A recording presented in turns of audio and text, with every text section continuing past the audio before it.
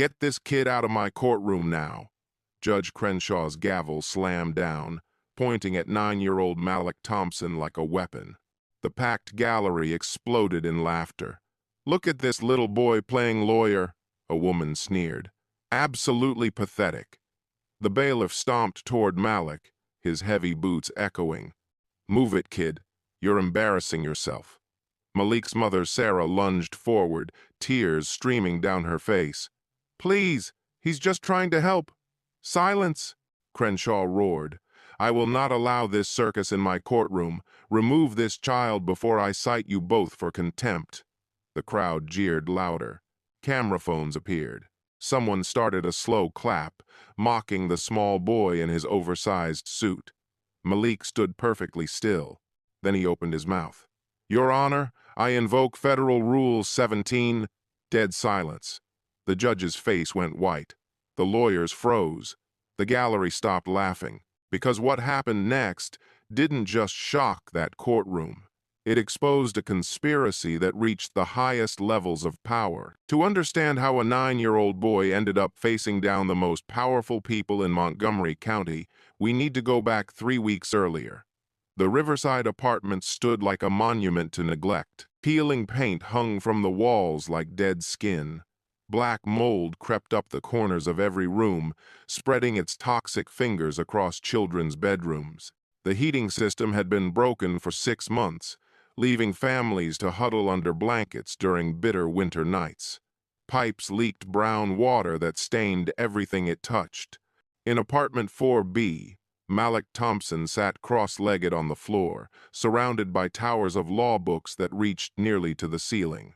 At 9 years old, he had already read more legal text than most first-year law students. His photographic memory absorbed every word, every precedent, every loophole like a sponge soaking up water. The books weren't his.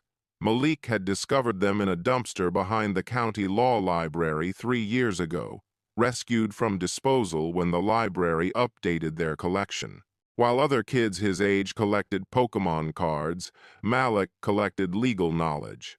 He had taught himself to read at age 3, devouring everything from medical journals to constitutional amendments.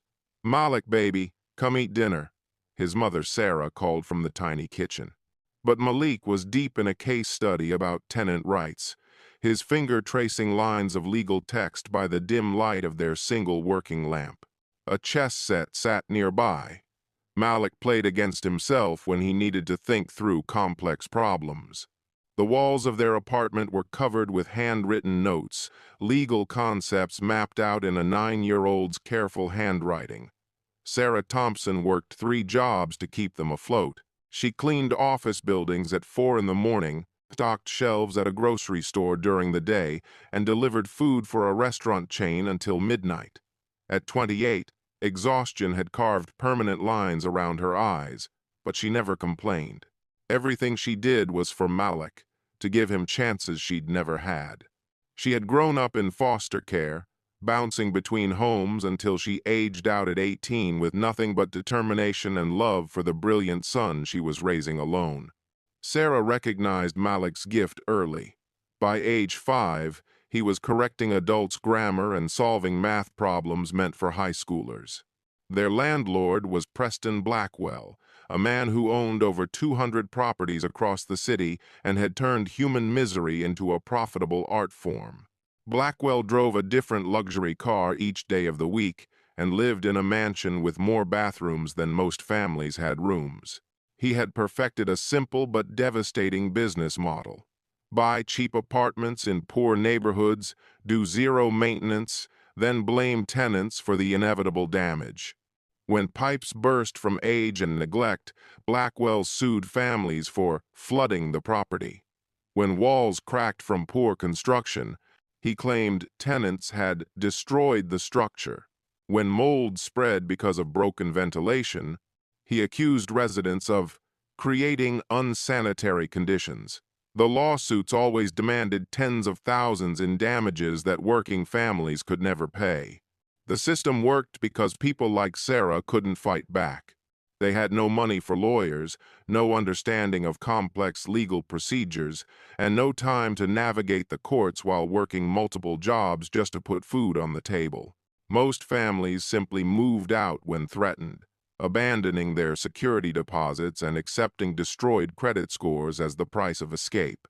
Judge Harold Crenshaw had overseen Montgomery County Housing Court for 30 years. In that time, he had never ruled against a major landlord. Not once.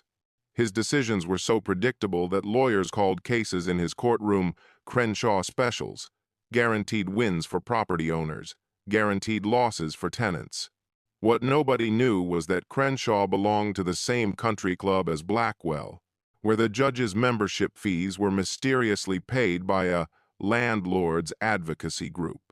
They played golf together twice a week and attended the same charity galas where they complained about entitled tenants who expected heat and clean water. But Blackwell had made one crucial mistake. In all his years of exploiting families, he had never encountered anyone like Malik Thompson. 3 weeks ago, Sarah had done everything right. She had reported the broken heater and spreading mold to the city health department, documenting everything with photographs and written complaints. She believed the system would protect them if she followed all the rules. Instead, she received an eviction notice claiming $50,000 in property damage. The lawsuit included photos of water damage, structural problems, and health hazards, all problems that existed long before Sarah and Malik had moved in. "They're saying we destroyed the apartment, Malik," Sarah had explained that night, her voice breaking as she showed him the legal papers. "They have pictures of all this damage. But that damage was already there when we moved in 2 years ago." Malik looked up from his law books, his young mind already connecting dots that experienced lawyers might miss. "Mama, do you still have those photos you took when we first moved in?" "Yes, baby. But what good will they do? We can't afford a lawyer, and even if we could, who would believe us over them?" Malik's eyes lit up with something between determination and fury. "We don't need to hire a lawyer, Mama. We just need to become one." That night, while Sarah slept, Malik began the most important research of his life. He studied property law, tenant rights, and civil procedure until his eyes burned. He memorized federal regulations and state statutes, cross-referencing cases and building arguments in his head. Most importantly, he discovered something buried deep in federal law called next friend representation, a legal provision that would change everything. The eviction notice arrived at 6 in the morning, delivered by a process server who pounded on their door like police conducting a raid. Malik watched through the peephole as his mother signed for the papers with shaking hands, her face draining of color as she read the devastating contents. $50,000, Sarah whispered, sinking into their only kitchen chair. "They're claiming we caused $50,000 in damage." The lawsuit detailed every crack in the walls, every water stain on the ceiling, every patch of mold creeping through their bathroom. The photographs made their home look like a disaster zone.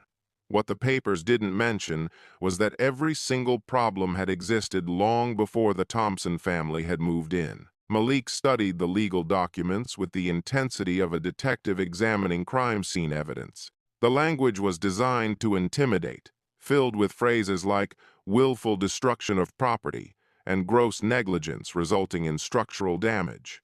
But beneath the legal jargon, Malik saw something else, a pattern. "Mama, look at these photos," he said, spreading the pictures across their small table. "See the water damage in the bathroom? That brown stain was there when we moved in. You took a picture of it on our first day, remember?" Sarah nodded, but her eyes were distant with worry. "Baby, it doesn't matter what we remember. They have lawyers, they have money, they have the judge on their side. What do we have?" Over the next week, Sarah's world began to crumble piece by piece. She called every legal aid office in the city, only to be told their waiting list was 6 months long. She visited free legal clinics that were closed due to budget cuts. She tried to borrow money from friends who were just as broke as she was. The stress was eating her alive. She stopped eating properly, surviving on coffee and crackers while making sure Malik had enough food. She picked up extra shifts at work, coming home at 1 in the morning only to lie awake worrying until dawn. "Baby, maybe we should just take their settlement offer," she said one night, holding a new letter from Blackwell's lawyers. "They're saying if we move out immediately and don't fight the eviction, they won't pursue the $50,000. Malik looked up from his research, his young face serious beyond his years. "Mama, if you sign that, you're admitting guilt. It'll destroy your credit forever. You'll never be able to rent another apartment, get a car loan, or even open a bank account. But if we fight and lose, we'll owe $50,000 we don't have. They could garnish my wages for the rest of my life." That's when Malik discovered the true scope of what they were facing. He spent hours at the public library, using their computers to research Judge Crenshaw's case history. What he found made his stomach turn. In the past 5 years, Judge Crenshaw had overseen 847 housing cases. He had ruled in favor of landlords 832 times. That was a 98.3% success rate for property owners, a statistical impossibility unless the game was rigged from the start. Malik dug deeper, cross-referencing public records and court documents. He discovered that Crenshaw belonged to the exclusive Pinehurst Country Club, where membership cost more than most families made in a year. The membership rolls were public record, and Malik's sharp eyes caught something that made his blood run cold. Judge Crenshaw's club dues were being paid by the Montgomery County Landlords Association, the same organization that Preston Blackwell chaired. The corruption went deeper than Malik had imagined. This wasn't just about one crooked landlord or one biased judge. This was a system designed to transfer wealth from poor families to rich property owners, with the courts serving as the engine of legal theft. But the real stakes were even higher than money. If they lost this case, Sarah would face bankruptcy, her wages would be garnished, her credit destroyed, her ability to provide for Malik eliminated. And there was something else, something Sarah hadn't told her son. Social services had already called twice, asking questions about their living conditions. If they were evicted and couldn't find new housing, if Sarah's financial situation collapsed completely, Malik could be taken away and placed in foster care. The thought of losing her brilliant, beautiful boy was more terrifying than any lawsuit. Sarah had grown up in the system, passed from home to home like an unwanted package. She knew what that life could do to a child, even one as special as Malik. Meanwhile, Preston Blackwell was escalating his intimidation campaign. He started showing up at Sarah's workplaces, having quiet conversations with her managers about problem tenants and legal troubles.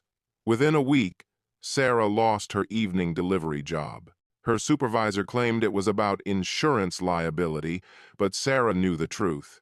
"I'll make sure you never rent anywhere in this city again," Blackwell had told her during one of his surprise visits. "I know every landlord, every property manager, every housing authority official. Cross me, and you'll be living in your car."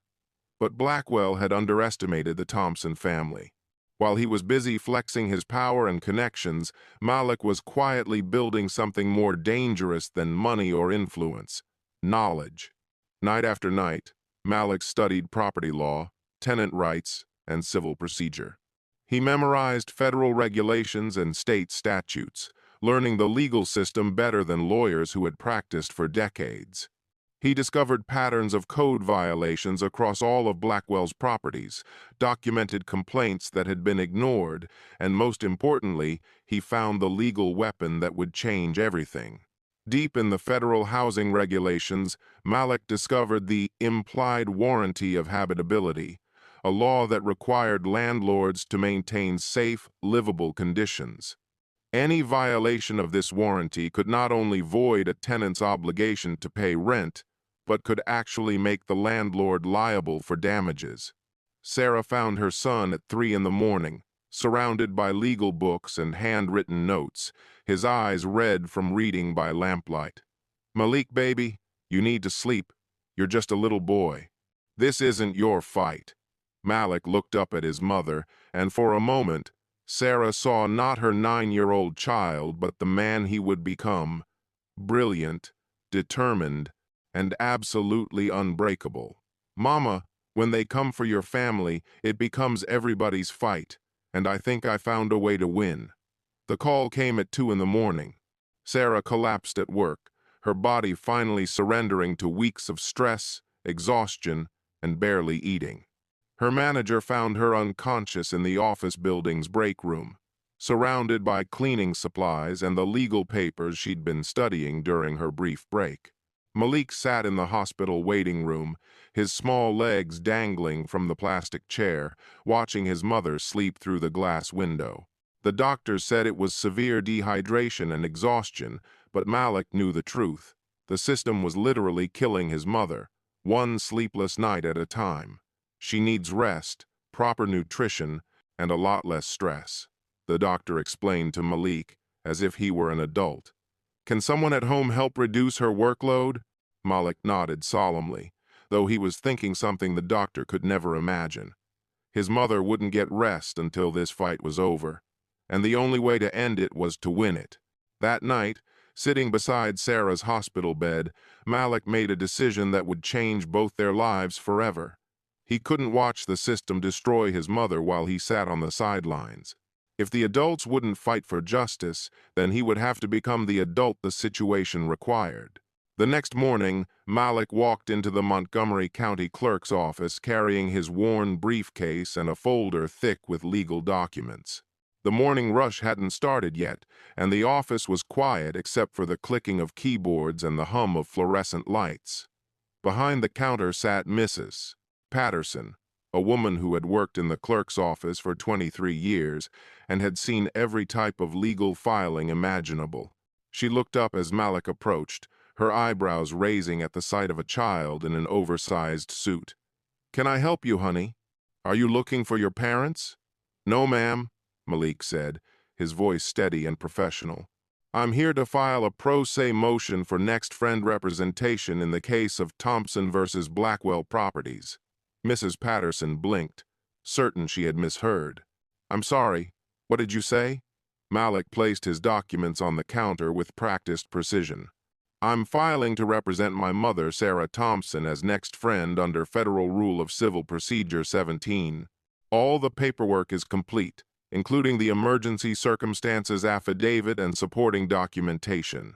Mrs. Patterson stared at the documents, then at Malik, then back at the documents. In her 23 years behind this counter, she had never encountered anything like this. "Sweetheart, I don't think children can file legal motions. You need to have your parents—" "Ma'am," Malik interrupted politely but firmly, "with respect, could you please show me the specific statute or rule that establishes an age requirement for next friend representation in emergency proceedings?" Mrs. Patterson opened her mouth to respond, then closed it. She had no idea if such a rule existed. Malik continued, his voice gaining confidence. "Federal Rule 17C states that a person who lacks the capacity to sue may sue by a next friend. My mother is currently hospitalized due to stress-related illness directly caused by this litigation, temporarily incapacitating her ability to represent herself. As her son, and the person most affected by the outcome, I qualify as next friend under emergency circumstances." The clerk's office had gone quiet. Other employees were turning to listen to this extraordinary conversation between a 9-year-old boy and a veteran clerk who was clearly out of her depth. I need to check with my supervisor," Mrs. Patterson stammered. "That's perfectly appropriate," Malik replied. "However, I should mention that refusing to accept a properly filed motion based solely on the age of the filing party without specific legal justification could constitute discrimination under the Equal Protection Clause of the 14th Amendment. I'm prepared to file a federal civil rights lawsuit if this motion is rejected without proper legal grounds." Mrs. Patterson's eyes widened.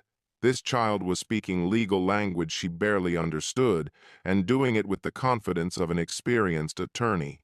More importantly, he sounded like he knew exactly what he was talking about. 20 minutes later, After hushed conversations with supervisors and frantic calls to the county legal department, Mrs. Patterson returned to the counter with an official stamp.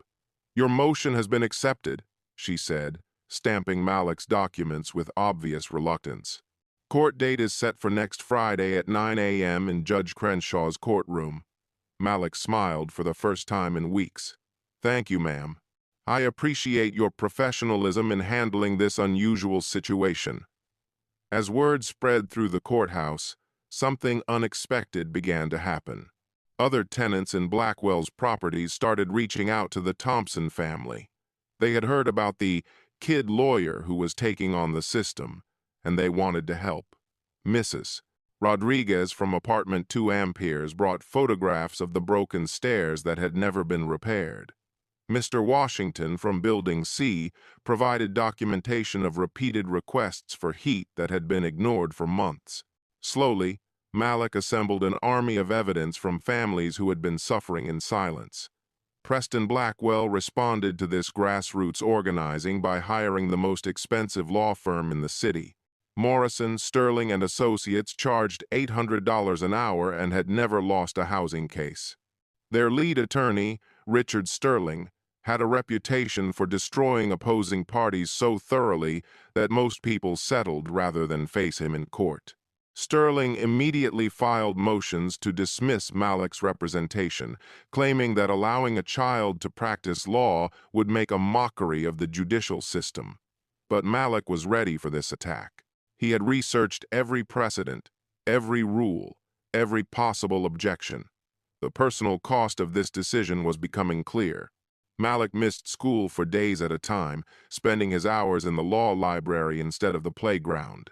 Sarah worried constantly about the pressure on her young son, watching him carry legal briefs instead of toys, memorizing court procedures instead of playing games. "Malik, baby, I'm scared about what this is doing to you," Sarah said one evening as they reviewed documents together. "You're just 9 years old. You should be thinking about baseball and video games, not lawsuits and legal strategy." Malik looked up from the property inspection reports he was analyzing, his young face serious but determined. "Mama, I've been reading law since I was 6 years old. Most kids my age can't even read at their grade level, but I'm reading federal statutes and understanding constitutional principles. This isn't happening to me. This is what I was born for." The community support continued to grow. Neighbors who had never spoken to each other began sharing stories of Blackwell's abuse. The local newspaper picked up the story, and suddenly the little lawyer was becoming a symbol of resistance against systemic injustice. But Malik knew that community support and media attention wouldn't be enough. He needed something bigger, something that would force the system to treat him as a legitimate threat rather than a curiosity. That's when he made his most dangerous discovery.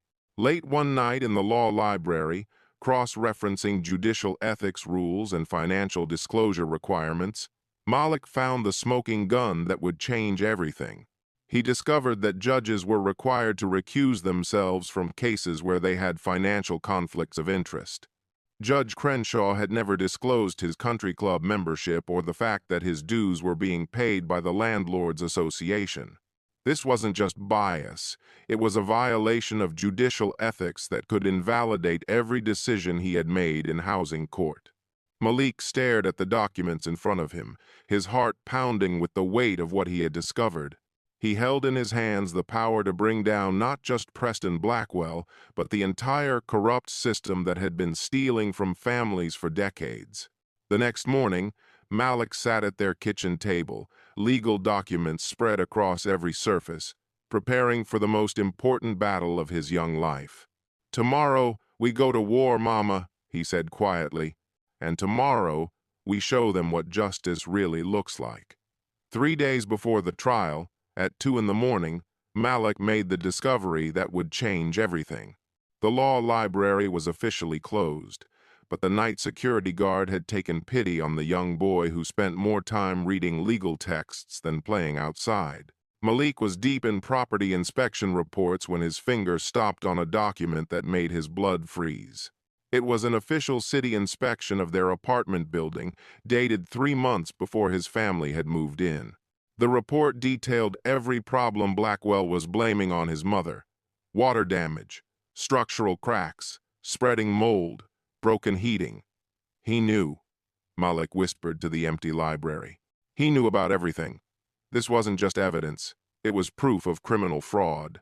Blackwell had knowingly rented apartments with dangerous conditions, then sued tenants for damages he knew they hadn't caused. Malik's photographic memory kicked into overdrive as he cross-referenced dates with other documents. He pulled out city records, health department complaints, housing authority reports, spreading them across library tables like puzzle pieces. The pattern that emerged was breathtaking in its cruelty. Blackwell had perfected systematic exploitation across all 200 properties. He would purchase rundown buildings, document existing damage through official inspections, then hide these reports from tenants. When families moved in and reported problems, he would sue them using their own complaints as evidence, claiming they had caused pre-existing damage. The lawsuits served multiple purposes. Families would flee rather than fight, and Blackwell would collect insurance money for tenant damage. He would then re-rent the same apartments to new victims, repeating the cycle endlessly. Hundreds of families had been destroyed by this machine of legal theft. But what Malik found next was even worse. Buried in financial disclosure documents, Malik discovered something that made his hands shake. Judge Crenshaw owned stock in Blackwell's company. Judicial ethics rules were crystal clear. Judges must recuse themselves from cases where they have financial interests. Crenshaw had direct financial incentive to rule for Blackwell because every successful lawsuit increased his investment value. This wasn't just bias.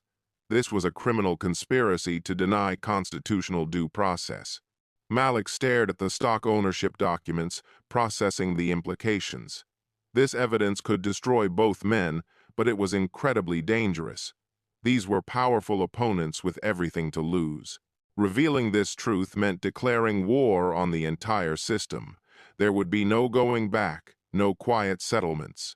He would be betting everything on his ability to outmaneuver enemies who had played this game for decades. But as Malik looked at the evidence, he thought about all the families who had suffered in silence. Children separated from parents, elderly people dying homeless, working families, losing everything to this legal theft machine. The choice was clear. This case wasn't about one family anymore. It was about stopping systematic destruction of lives. Malik began photographing every document, burning details into his memory. As dawn broke, he packed his briefcase and headed home, carrying the most dangerous secret in Montgomery County. In 2 days, he would detonate this truth like a bomb that would destroy everything Blackwell and Crenshaw had built. The morning of the trial arrived with the weight of destiny. Outside the Montgomery County Courthouse, news vans lined the street as reporters set up cameras and interviewed early arrivals. Word had spread about the boy genius lawyer, and what should have been a routine housing case had become a media circus. Inside courtroom 3B, the atmosphere crackled with tension. The gallery was packed beyond capacity, with standing room only for spectators who had come to witness this unprecedented legal battle. On one side sat Preston Blackwell with his army of 5 lawyers from Morrison, Sterling, and Associates, their designer suits and Italian leather briefcases radiating expensive authority.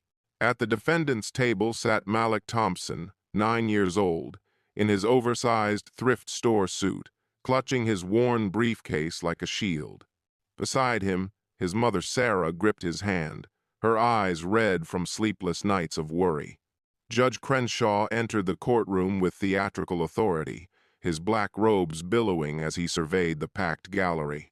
His eyes lingered on the news cameras with obvious irritation before settling on Malik with undisguised contempt. "This is highly irregular," Crenshaw announced before anyone could speak. "Children do not practice law in my courtroom. This circus ends now." Richard Sterling, Blackwell's lead attorney, rose with predatory confidence. Your Honor, we move to dismiss this entire proceeding. Allowing a child to play lawyer makes a mockery of our judicial system. This is a serious court of law, not a school play. The gallery erupted in murmurs and nervous laughter. Someone in the back shouted, "Send the kid home with his toys!" But Malik stood slowly, his young voice cutting through the noise with surprising authority. Your Honor, I appear here as next friend under Federal Rule of Civil Procedure 17C. My standing has been properly established through emergency circumstances documentation, which was accepted by the clerk's office after thorough legal review. Judge Crenshaw's eyebrows shot up. Whatever he had expected from this child, it wasn't a precise citation of federal civil procedure rules. Sterling laughed condescendingly. Your Honor, we're indulging a child's fantasy. This boy has no legal training, no bar admission, no understanding of complex property law. Malik opened his briefcase with deliberate precision. Mr. Sterling, are you familiar with the precedent established in Williams versus Montgomery County, where the Fourth Circuit ruled that next friend representation requires only competent advocacy, not formal legal credentials? Sterling's confident smile faltered. He had no idea what case Malik was referencing, and the precision of the citation suggested the boy wasn't bluffing. Furthermore, Malik continued, I move that all evidence presented today be entered under oath, with perjury penalties fully applicable to all testimony and documentation. This seemingly innocent request sent a ripple of unease through Blackwell's legal team. By requesting everything be under oath, Malik was forcing them to commit legally to statements they might later want to modify. Judge Crenshaw was caught between his bias and the growing realization that this child was demonstrating genuine legal competence. Very well. We'll proceed, but I warn you, young man, that this court has no patience for games or grandstanding. Malik nodded respectfully. Thank you, Your Honor. Truth doesn't require games, only accuracy. Sterling launched into his opening argument, painting Sarah Thompson as a destructive tenant who had willfully damaged Blackwell's property. He presented photographs of water damage, cracked walls, and spreading mold, his voice rising with manufactured outrage. Ladies and gentlemen, the evidence is overwhelming. Mrs. Thompson and her son have systematically destroyed this apartment, causing $50,000 in damages through negligence and vandalism. When Sterling finished, Malik rose for his response. The courtroom fell silent. Hundreds of eyes focused on the small figure who seemed dwarfed by the enormous legal system surrounding him. Your Honor, Mr. Sterling's presentation raises an important question about timeline and causation. Malik opened his briefcase and removed a stack of photographs. These images were taken by my mother on the day we moved into the apartment 2 years ago. He approached the evidence table with careful formality. You'll notice that every single problem, Mr. Sterling attributed to our family, the water damage, the structural cracks, the mold growth, already existed when we took possession of the apartment. The gallery stirred as Malik displayed time-stamp photographs showing identical damage from 2 years earlier. Blackwell's lawyers exchanged worried glances, clearly unprepared for this level of documentation. Furthermore, Malik continued, these problems were reported to the appropriate city agencies within our first week of residence. We have documentation of all repair requests, none of which were addressed by Mr. Blackwell's organization. Sterling jumped to his feet. Objection. This child is clearly being coached. No 9-year-old could...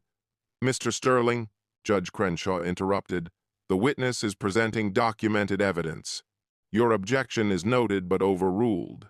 Malik's confidence grew with each successful exchange. Your Honor, I believe the evidence clearly shows that Mr.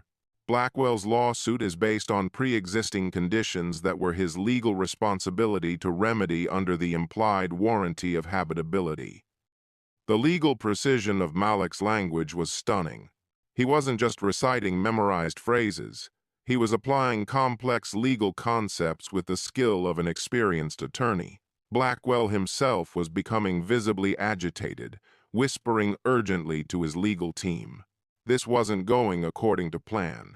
The easy win against an unrepresented tenant was turning into a public relations nightmare. Sterling tried to regain control.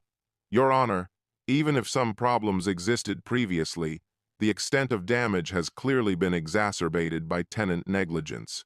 Malik was ready for this attack. Mr. Sterling raises an excellent point about causation. That's exactly why I've prepared additional evidence that I believe will clarify the true timeline of events. He paused, looking directly at Judge Crenshaw with an expression that seemed far too knowing for a 9-year-old. However, before presenting this evidence, I have serious concerns about potential conflicts of interest that may affect these proceedings. I request a brief recess to gather additional documentation that relates to judicial ethics and financial disclosure requirements. The courtroom fell into stunned silence. Every lawyer present understood the implications of that statement. Malik wasn't just questioning the evidence, he was questioning the integrity of the court itself. Judge Crenshaw's face went pale, and Preston Blackwell looked like he had seen a ghost.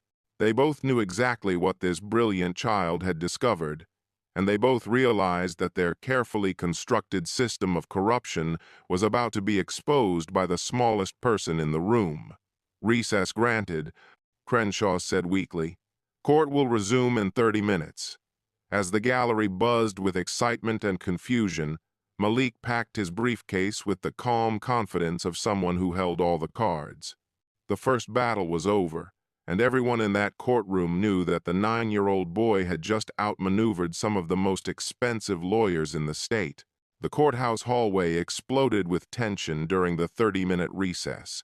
News reporters surrounded anyone willing to talk, cameras capturing every moment of this unprecedented legal drama. Your Honor, before we proceed, I must address concerns about conflicts of interest that may compromise these proceedings. Those words had hit the courtroom like lightning. Every lawyer understood their implications, but none more than Judge Crenshaw and Preston Blackwell, who now stood in hushed, urgent conversation near the side entrance. What does that kid know? Blackwell hissed, his arrogance replaced by panic. How could a 9-year-old possibly— Shut up! Crenshaw whispered harshly. Not here. Social media was exploding with clips from the morning's proceedings. Number Little Lawyer was trending nationally, with thousands sharing videos of Malik's legal arguments and demanding justice against corrupt landlords. Preston Blackwell approached Malik directly, abandoning any pretense of working through lawyers. Listen, kid, Blackwell said, his voice threatening. You're playing with forces beyond your understanding. This isn't some game. This is the real world, where people who cross me get destroyed. Malik looked up without flinching. Mr. Blackwell, are you attempting to intimidate a witness? Because that would constitute criminal obstruction of justice. Sarah appeared between them like a protective lioness. Step away from my son. The confrontation drew courthouse security and reporters. Cameras captured the moment when one of the city's most powerful men was faced down by a working mother and her 9-year-old son. Other tenants from Blackwell's properties had gathered, inspired by Malik's courage. Mrs. Rodriguez clutched photos of dangerous stairs never repaired. Mr. Washington held heating complaints ignored for months. That man destroyed my family, Mrs. Rodriguez told a reporter. When I complained about mold making my daughter sick, he sued me for $15,000. Stories poured out like water through a broken dam. Families who had suffered in silence were finding their voices, inspired by a child who refused to be intimidated. Inside the courthouse bathroom, Malik and Sarah had a private moment. Baby, I'm scared, Sarah admitted, hands shaking. These are powerful people with everything to lose. Malik took his mother's hands, steadying them with startling maturity. Mama, I found something that changes everything. Judge Crenshaw owns stock in Blackwell's company. He has financial interest in ruling against tenants. The game's been rigged from the beginning. Sarah's eyes widened. If you're right, This destroys both of them, but it puts us in real danger. I know, but if we don't fight, nothing changes. Other families keep suffering. Sometimes you risk everything to do what's right. Sarah saw not the child she was protecting, but the man he was becoming. Brilliant, courageous, committed to justice regardless of cost. What do you need me to do? Trust me, when we go back, I'm exposing everything. It'll get ugly, but we're fighting for something bigger than us. As the recess ended, Malik straightened his oversized jacket. In his briefcase lay documents that could destroy careers and change hundreds of lives. The hallway emptied as people filed back toward courtroom 3B. The real battle was about to begin. "Ready, baby?" Sarah asked. "Ready, Mama. Let's go change the world." The courtroom fell silent as everyone returned from recess. The tension was so thick it seemed to press against the walls. Judge Crenshaw took his seat with obvious reluctance, his face pale and drawn. Preston Blackwell sat rigidly beside his lawyers, sweat beading on his forehead despite the cool courtroom air.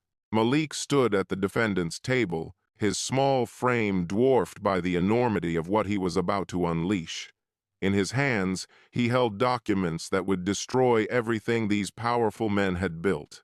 "Your Honor," Malik began, his young voice carrying across the silent courtroom, "before we continue with the property damage claims, I must formally request your recusal from this case due to undisclosed financial conflicts of interest."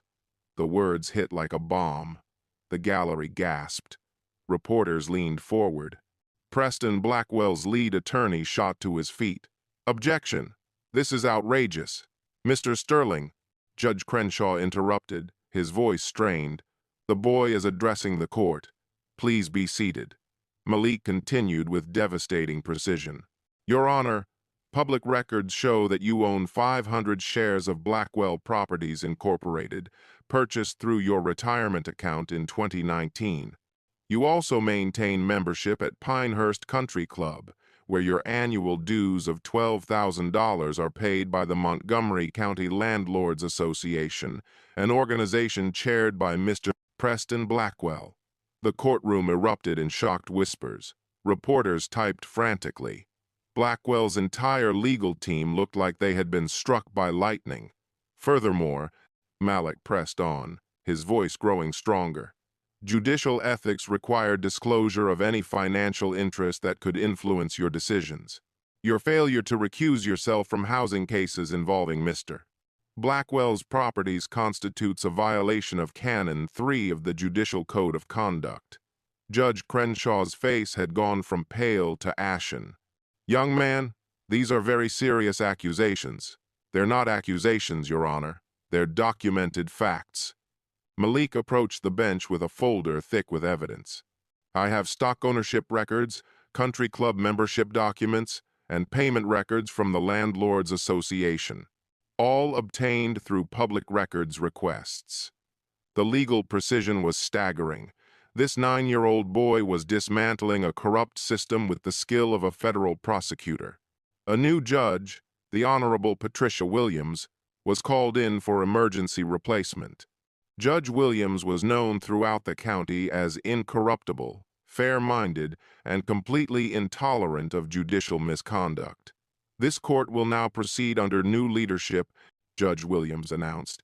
"Mr. Thompson, you may continue with your evidence." What happened next was a masterclass in legal warfare. Malik methodically destroyed every aspect of Blackwell's case, piece by devastating piece. "Mr. Blackwell," Malik said as the landlord took the witness stand, "you claim my mother caused $50,000 in property damage. Is that your testimony under oath?" "Yes, absolutely," Blackwell replied, trying to project confidence he clearly didn't feel. "Then could you explain why your own inspection reports, dated 3 months before my family moved into the apartment, document these exact same problems?" Malik presented the smoking gun documents he had discovered in the law library. The inspection reports showed every crack, every water stain, every patch of mold that Blackwell was now claiming as tenant damage. Blackwell's confident expression crumbled. Those reports, That's not relevant to... Mr. Blackwell, you're under oath. These are your inspection reports, signed by your property manager, aren't they? Yes, but so you knowingly rented an apartment with dangerous, uninhabitable conditions to my family, then sued us for damages you knew we didn't cause? The trap was perfect. Blackwell was caught between admitting fraud or committing perjury on the witness stand. Malik wasn't finished. He presented evidence of Blackwell's systematic exploitation across all 200 properties. Insurance claims for tenant damage that matched pre-existing problems. Lawsuits against families for conditions that existed before they moved in. A pattern of criminal fraud that had destroyed hundreds of lives. Your Honor, Malik said, his voice carrying the weight of absolute moral authority, this isn't about one apartment or one family. This is about a criminal enterprise that has been stealing from working families for years, using the courts as a weapon to legitimize theft. Preston Blackwell was visibly shaking now. His expensive lawyers sat in stunned silence, unable to respond to the overwhelming evidence of their client's guilt. Mr.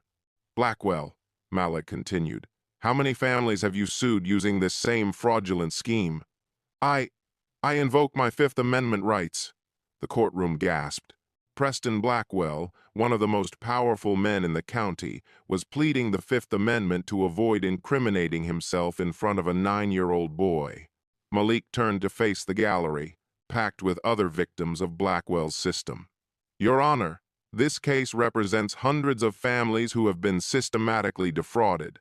I move that this court order a full investigation into Mr.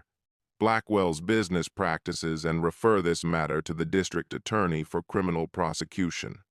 Judge Williams looked at the evidence spread before her, then at the small boy who had exposed one of the largest housing fraud schemes in the county's history. Motion granted.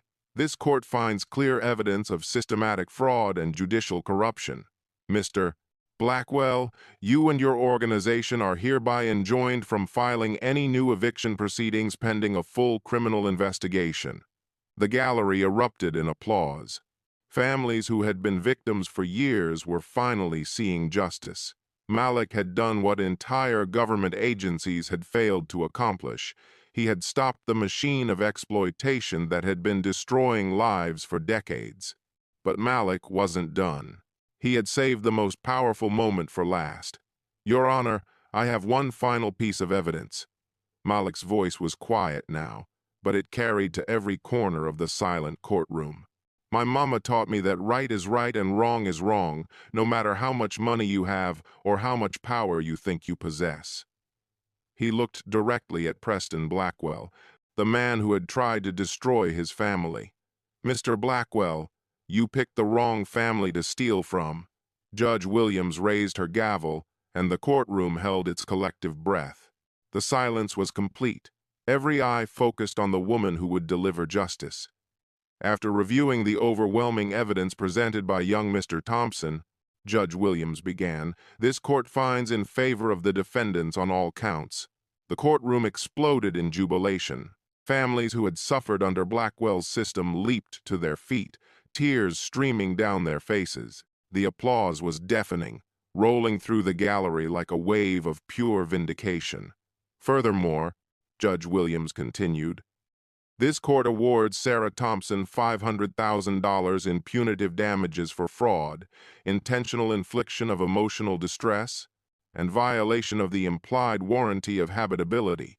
Sarah collapsed into her chair, sobbing with relief. $500,000 would change their lives forever. They could buy a real home and escape the cycle of poverty that had trapped them. Additionally, this court orders immediate investigation into all Blackwell properties. All pending eviction cases are suspended, pending fraud review. Preston Blackwell sat in stunned silence, his empire crumbling. The man who had terrorized hundreds of families now faced criminal prosecution and complete business destruction. Judge Williams turned to the man who had tried to destroy a 9-year-old's family. Mr. Blackwell, you will publicly apologize to Mrs. Thompson and her son for the fraud you perpetrated. Blackwell's lawyers whispered urgently, but the order was non-negotiable. Slowly, the millionaire stood and faced the family he had tried to crush. "I apologize to Mrs. Thompson and her son for my actions," he mumbled. "Louder, Mr.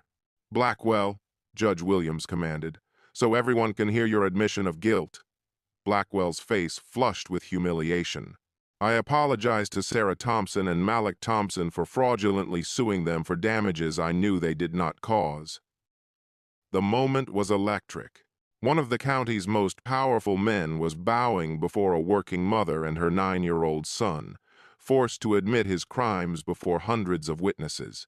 Malik stood with quiet dignity, accepting the apology with impossible grace.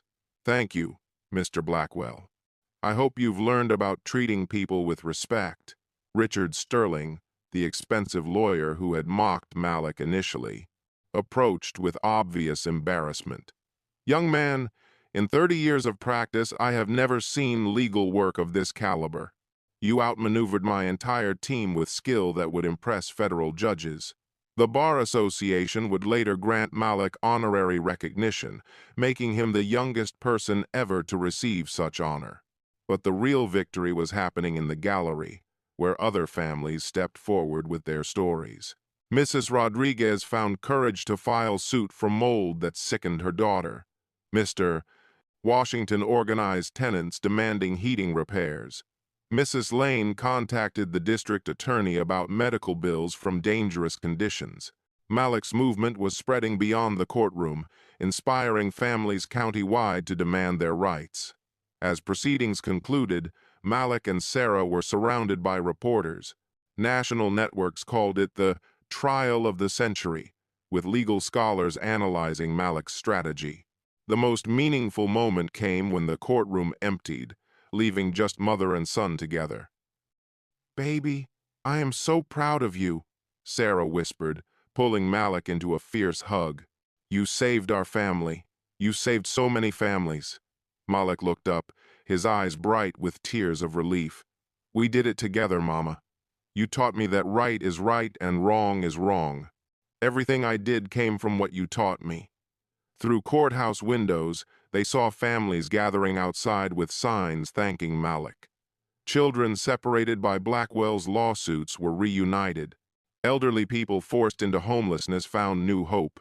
That evening, Harvard Law School called with a full scholarship offer. Other universities followed. "What do you want to do, baby?" Sarah asked. Malik looked around their apartment. "I want to keep fighting for families like ours, Mama. There are so many people who need someone to stand up for them." The boy who had been laughed at had become a symbol of hope for anyone told they didn't matter. 5 years later, Malik Thompson stands in Harvard Law School's library, the youngest student ever accepted. Sarah runs the Thompson Family Legal Advocacy Center, providing free legal help to families facing housing discrimination. Preston Blackwell's empire collapsed completely. Criminal investigations revealed fraud across all his properties, resulting in federal conviction and 12 years in prison. His buildings were redistributed to tenant-owned cooperatives, giving families homeownership security for the first time. Judge Crenshaw was forced into retirement, facing criminal charges for judicial corruption. The Thompson case led to housing court reforms nationwide, reuniting separated families and protecting vulnerable tenants. Mrs. Rodriguez's daughter recovered from mold illness and studies medicine. Mr. Washington founded a tenants' rights organization helping hundreds of families. Mrs. Lane celebrated her 80th birthday in a safe, warm apartment. Malik's case became required reading in law schools, studied as proof that brilliant strategy could overcome systematic corruption. More importantly, it symbolized hope for anyone told they were too young, poor, or powerless to matter. "People ask what it feels like to win," Malik tells visiting students. But the real victory was proving ordinary people have extraordinary power when they refuse to accept injustice. The boy laughed at how wearing oversized clothes had grown into his purpose. He discovered something life-changing. Everyone has the power to fight for what's right. Malik proved justice isn't about money or connections. It's about truth, courage, and refusing to accept that might make right. He showed that sometimes the smallest voices carry the biggest truths. His story reminds us we all can be heroes in someone's story. We all have power to stand up for what's right, protect the vulnerable, and demand justice. What injustice in your community needs a voice? What system needs someone brave enough to challenge it? The next Malik Thompson might be watching this story right now. It might be you. The question isn't whether you have power to change the world. It's whether you have courage to try. Sometimes ordinary people do extraordinary things because they refuse to accept that things can't change. Malik proved justice is possible for everyone. If this story inspired you to believe in standing up for what's right, share it with someone who needs to remember their strength. Like if you believe truth and courage overcome any obstacle. Subscribe to Black Tales Stories for more stories.